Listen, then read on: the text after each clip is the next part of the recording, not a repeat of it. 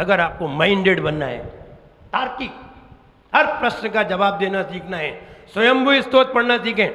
और अगर आपको बुद्धि का विकास करना है तो आप सहस्त्र नाम पढ़ना सीखें। और ये सहस्त्र नाम का ही एक छोटा रूप है। ये छंद सहस्त्र नाम का छोटा सा रूप है। इसकी जो आहुति है ना, नीचे पढ़िए, ओम ह्रीम सहस्त्र नामाधीश्वराय क्लीं महाबीजाक्षर सहिताय हृदय स्थिताय श्री विश्वदेवाय अर्घ्यम निर्वपामि दिस। ये सहस्त्र नाम अधीश्वराय, सहस्त्र नाम पढ़ोगे बुद्धि का विकास होगा, आप माइंडेड बनेंगे। और अगर आप स्वयंभू स्तोत्र पढ़ेंगे तो आप तार्किक बनेंगे। 24 तीर्थंकर की भगवान की स्तुति एक साथ पढ़ने पर तर्क शक्ति जागृत होती है और उनके 1008 नामों को स्मरण करने से बुद्धि वृद्धि होती है। क्या करना है? तार्किक बनना है कि बुद्धि वृद्धि करना है? बुद्धि वृद्धि करना है। पहले बुद्धि वृद्धि होगी तब तार्किक होगी। तार्किक पहले नहीं हो जाओगे, पहले पढ़ना पड़ेगा तब तर्क दे सकोगे। इसलिए बुद्धि वृद्धि प्रदायक यानी बुद्धि की वृद्धि करिए। सभी नामों से भगवान को जानिए। आदमी है, एक नाम तो कोई रखना ही नहीं चाहता है। एक नाम होता है, दूसरा और रख लेता है। एक घर का है और एक स्कूल का है, एक मित्रों के बीच का है, एक प्रेम का है, एक दूसरे घर में आए थे तो दूसरे घर वालों ने एक और रख दिया। कितने नाम हो गए? 5 नाम हो गए। विचार करिए, तुम्हारे 100 नाम होते तो क्या होता? तुम्हारे हैं किसी के 100 नाम? नहीं रखे, रखवा लेते किसी से। क्या क्या जा रहा है? 100 लोग 100 नाम रख देते तुम्हारे। रखवा तो लेते, याद कौन करता? ये कैसे पता चलता ये मेरा ही नाम है? बताओ तो। 2-3 नाम याद रख ले, यही बहुत है। एक बार हमने सुनाया हो, लोग हैं अपने नाम कैसे कैसे रखते हैं, जैसे विचार होते हैं वैसे ही नाम रखते हैं। जैसे विचार होते हैं वैसे ही नाम रखते हैं, और जैसे विचार नहीं होते वैसे नाम नहीं रखते। पहले लोग धर्मात्मा हुआ करते थे, भगवान को स्मरण किया करते थे, सवेरे उठ करके यूं हाथ देखा करते थे, सिद्ध भगवान को स्मरण किया करते थे। और कभी अपने यहाँ कोई बच्चों का जन्म होता था तो वैसे ही नाम रखा करते थे। क्या नाम रखते थे? अविनाश, अविनाशी, जिनका कभी नाश नहीं होता। अनंत, सिद्ध भगवान के नाम है ये। सिद्धार्थ, ऐसे ऐसे नाम रखे जाते थे। कितने बढ़िया नाम थे, हाई क्लास नाम थे, बढ़िया नाम। लेकिन हुआ ये, हम ऊपर से और नीचे उतर आए, हमारा स्तर गिर गया, और स्तर गिरा तो हम ऊपर से नीचे उतरे।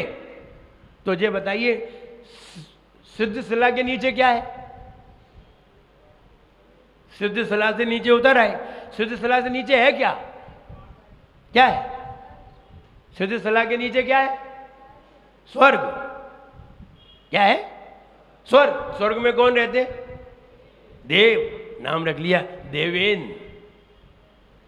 लक्षण एक नहीं है देव के। देवेंद्र नाम तो देखो, नागेंद्र, धर्णेंद्र, महिला जो पद्मावती, नाम तो देखो। क्यों रखे? हमारा स्तर ऊपर से थोड़ा सा नीचे गिर गया, वरना हम भगवान के नाम रखते हैं। जैसे जैसे गिरे वैसे वैसे हमारे दिमाग भी गिरा, और जैसा जैसा दिमाग का स्तर बना वैसे वैसे हमने अपने बच्चों के नाम भी रखे।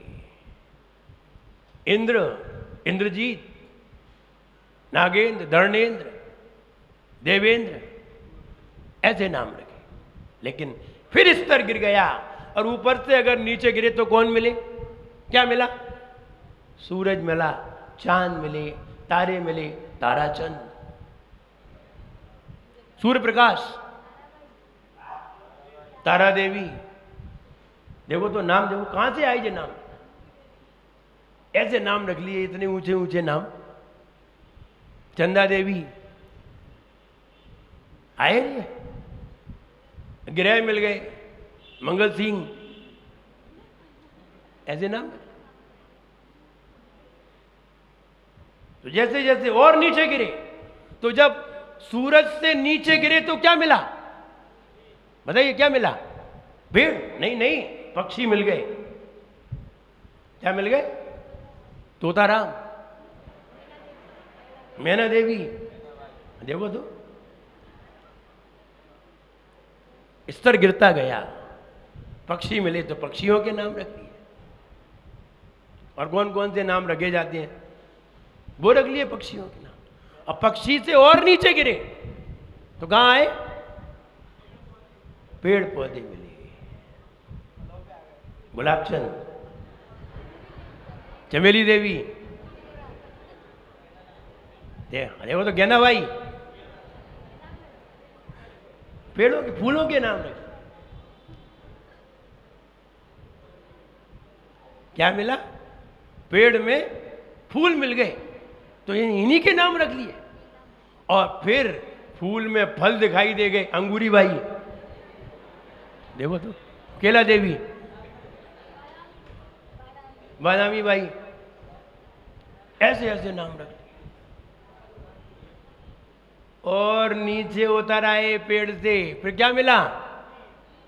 क्या मिले? अब जानवर मिले। अब हमारे बच्चों के नाम होते हैं टॉमी, टीनू। अब ऐसे तो नाम होंगी, क्योंकि अब तुम्हारी नजर में कौन है? अभी हम जानवर के स्तर पे आ गए, अब नीचे नारकी मिलेंगे, अब बाद में फिर उनके भी नाम रखे जाएंगे। तो यहाँ ये कहते हैं भगवान के कितने नाम होते हैं?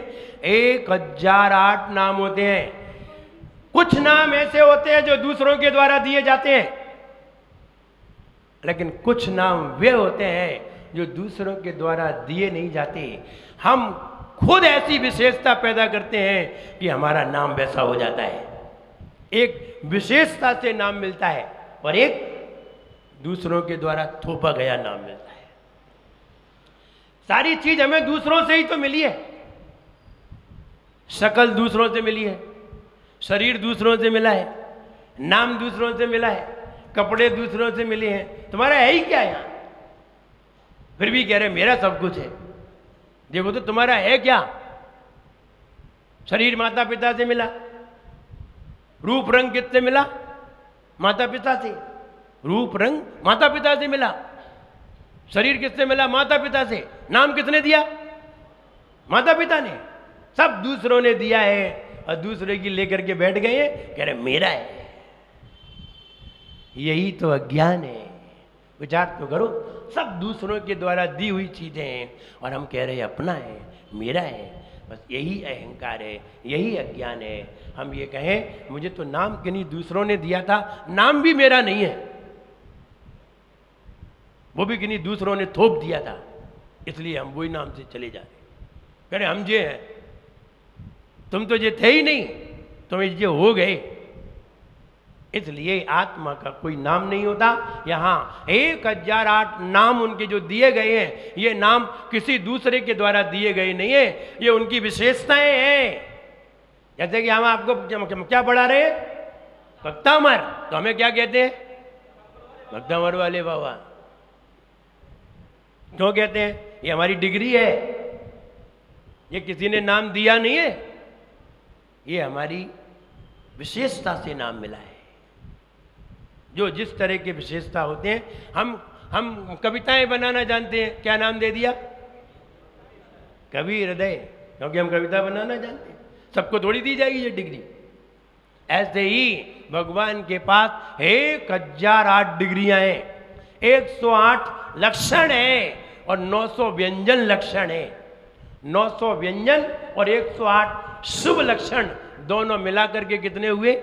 1008 लक्षण होने के कारण, विशेषताएं होने के कारण उनके नाम इतने पड़ गए हैं। कितने नाम?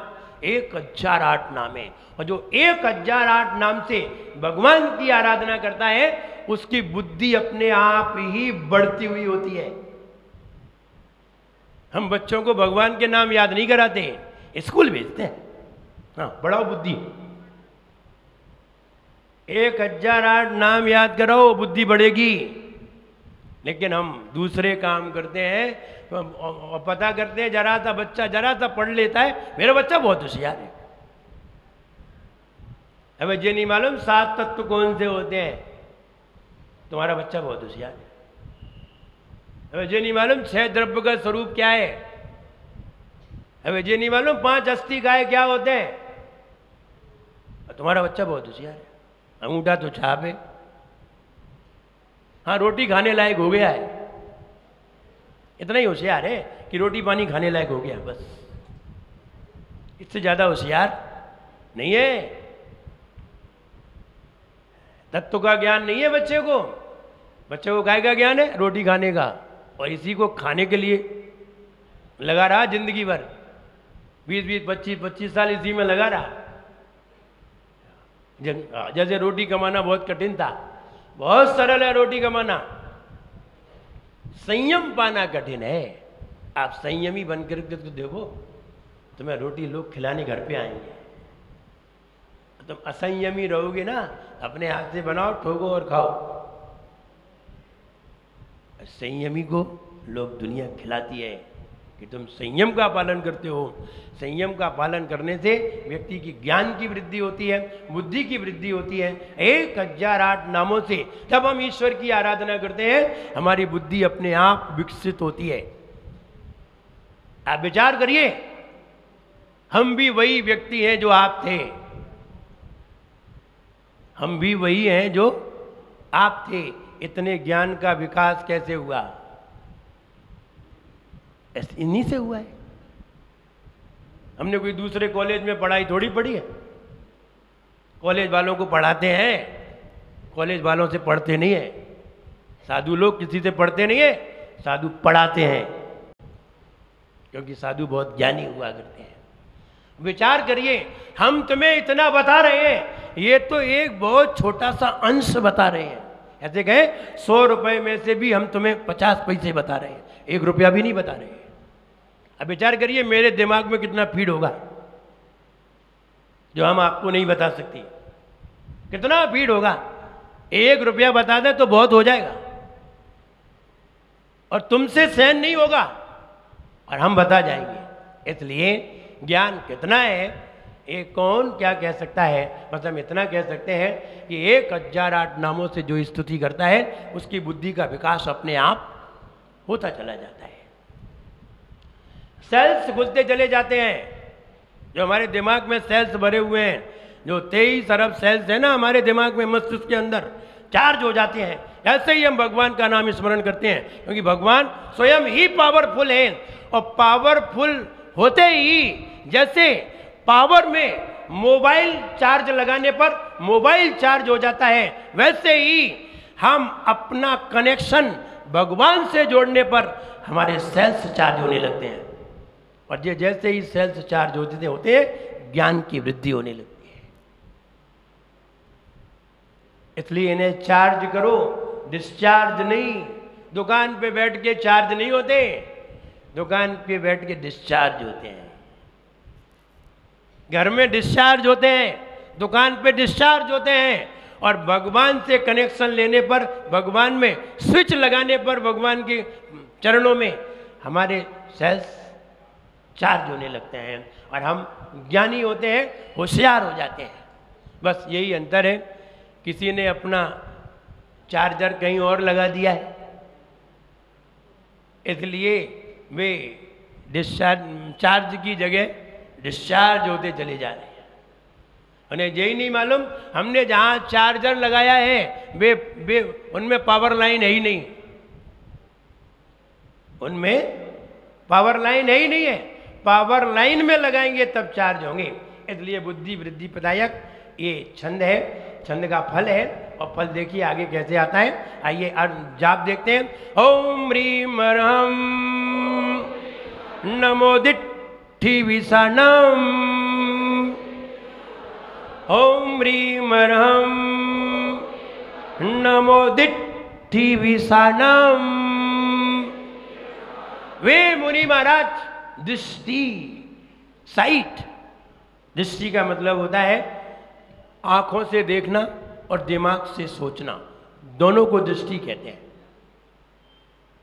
आसी माने था सिर्फ सोचना, लेकिन दृष्टि माने है सोचना भी और देखना भी, डबल। वो कहते हैं सम्यक दृष्टि, मिथ्या दृष्टि। इसका मतलब है सोचने से गलत है इसका, और देखना, सही देखना, यह भी दृष्टि है।